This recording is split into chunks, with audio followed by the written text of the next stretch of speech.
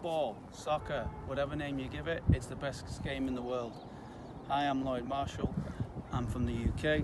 I'm a former player and now a soccer coach, and I have more than a decade of experience both playing and coaching in the United Kingdom and the United States. So at the moment, most of us are still stuck indoors, not getting out much due to our studies and mostly due to COVID-19. So if you're just going for a walk or a jog on the same route, I'm going to give you a few new ideas today, soccer skills to practice that will be fun, challenging and help keep you active. And a healthy body is a healthy mind. So the first thing I'm going to do is I'm going to do something called zigzag dribbling. Very basic skill.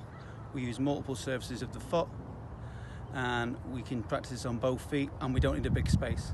So as you can see, I have my cones laid out and I've got it in a small space because good ball control in a small space is a key fundamental of being a good soccer player, and this was emphasised by the former Barcelona, Holland and Ajax player and coach Johan Raiff, who once said that a good player who needs time and space is a bad player, thereby enforcing my point that not just good control is important, but good control in a tight space is super important.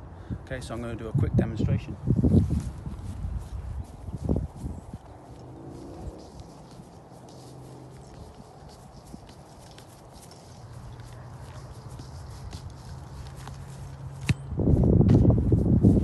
So as you notice there, I stuck pretty close to the cones, stayed in a small space, used multiple surfaces of the feet, and I used both feet as well.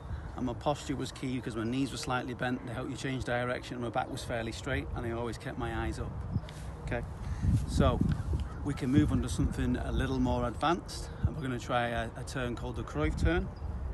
Before we do, I'll emphasize that the ball control in a tight space is really important, and according to a 2018 study by the European Journal of Sports Science, they found that futsal players, and that's players who play soccer indoor on a tight space in a small field, their accuracy of skills, particularly passing, improved more than the soccer players. And they found that in futsal situations where the game's really tight, their accuracy of passing improved by almost 3%, whereas the soccer players' passing only improved by 2.96%.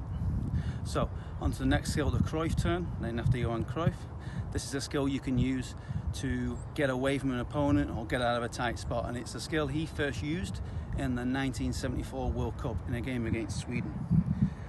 And just to emphasize how important body posture is, because it's so important, having correct body posture to perform any skill consistently and correctly. In a 2001 study by Anthony Watson, it was found that the most common sportsmen where poor posture led to injuries was among soccer players when compared to other sports. So if you're injured, how can you perform any skill correctly? And not only that, once you get older, you get more muscle and just age, plus poor technique, that equals bad habits. Whereas if you learn correctly from an early age and have a good body posture, that leads to good habits. So next demonstration, the Raiff turn. You'll notice I'll twist my hips, but I'll try and keep my back straight. If I don't get those things right, it's going to lead to an injury.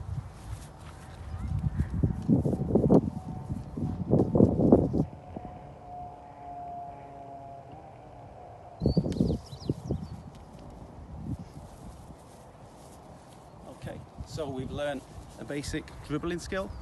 We've learned how to do a more advanced turn. Now we're going to move on to doing a skill to actually beat an opponent in a game. And all these skills I'm showing you are relevant to a game. So good technical execution is so important, as well as combining that with correct posture to perform any technique or skill correctly.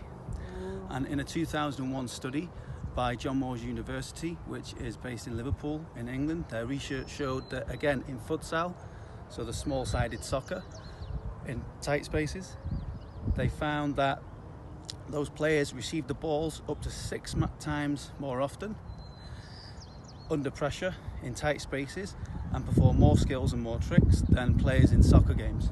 But all the futsal skills are transferable to soccer, and lots of professional players play futsal when they're kids, and it really helps with their development. So good technique helps in tight space, good posture helps with your technique, but being cool under pressure and being composed helps, and all those things combined make you a good player. constant practice really helps as well. But make sure when you're practicing correctly, not practicing incorrectly. Okay, so the last skill I'm going to do is going to be a scissor. I'm going to try and beat a defender. And just before I do, let me re-emphasize, it's tight spaces, good posture, correct execution.